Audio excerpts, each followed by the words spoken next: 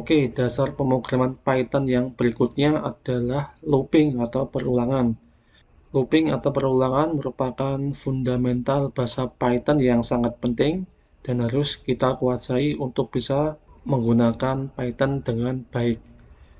Di dalam perulangan atau looping itu ada dua jenis. Yang pertama ada counted loop, yaitu perulangan yang bisa dihitung, dan uncounted loop atau perulangan yang tidak bisa dihitung. Untuk counted loop kita bisa menggunakan for, untuk uncounted loop kita menggunakan while. Oke, yang pertama kita coba menggunakan counted loop atau looping yang bisa dihitung. Kita menggunakan perintah for. Oke, pertama-tama kita definisikan dulu variabelnya. Kita buat variabel ulang, kita beri nilai 5. Kemudian kita buat for seperti ini, for i in range ulang. Jadi dia berada di range-nya ulang, yaitu 5. Kemudian nanti kita akan mencetak seperti ini, perulangan ke, ya seperti ini, s plus str i. Oke, jadi di sini kita punya variabel isinya 5. Kemudian jika i masuk dalam range atau masuk dalam range 5, maka dia akan dicetak. Oke, dia dicetak mulai dari range ke 0. Jadi nanti hasilnya seperti ini. Ya, ini dimulai dari 0 sampai 4. Dia dicetak 5 kali.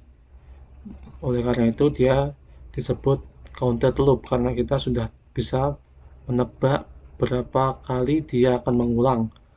Oke, di dalam for kita juga bisa mencetak sebuah list. Misalkan saya punya sebuah variabel buah, dia isinya adalah sebuah list sebagai berikut. Isinya misalkan buah apel, kemudian buah kiwi, lalu ada buah anggur, lalu ada buah nanas, lalu terakhir kita tambahkan manggis seperti ini. Oke, kemudian kita akan mencetaknya dengan perulangan for. Misalkan for cetak in buah titik 2 seperti ini. Kemudian kita cetak print cetak. Oke, sip. Dia akan mencetak list buah tadi seperti ini. Ya, kita bisa tahu dia mencetak 5 kali karena kita buat daftar buahnya ada 5. Oke, seperti itu saja untuk penggunaan for, untuk penggunaan counted loop. Lanjut kita ke perulangan while atau uncounted loop. Oke, untuk menggunakan while cukup mudah juga, sama seperti for, tapi nanti kita akan menambahkan increment di dalamnya. Ya, kita misalkan punya variabel ulang, nilainya 1, lalu kita gunakan while seperti ini. Misalkan ulang kurang dari 6, 2, kemudian kita tambahkan print untuk mencetak nilai ulang. Oke, lanjut kita tambahkan increment seperti ini, ulang plus sama dengan 1. Oke, jadi nanti nilai awalnya adalah 1, kemudian nanti dia akan ditambah 1 sampai nilainya kurang dari 6 atau nilainya 5. Kalau sudah 5, dia akan menghentikan perulangan karena 5 adalah batas terakhir sebelum dia sampai ke 6. Oke, kita enter. Ya, dia akan mencetak sebanyak 5 kali. Seperti itu. Sama seperti for juga, dia juga bisa mencetak sebuah list. Misalkan kita punya list seperti ini. Kita punya list, isinya adalah bilangan genap seperti 2, 4, 6, 8, dan 10. Oke. Kemudian di sini kita hitung berapa panjangnya. Misalkan kita gunakan fungsi len untuk menghitung panjang list. run list. Oke, seperti ini. Terus kita misalkan definisikan i sama dengan 0. Terus kita gunakan while i kurang dari length titik 2. Terus kita cetak print ini ya, list i. Oke, lanjut kita gunakan increment i plus sama dengan 1. Oke ya, ini hasilnya. Dia akan mencetak list. Ini panjangnya 5, jadi nanti dia akan mencetak sebanyak 5 kali. Oke, seperti itu penggunaan while.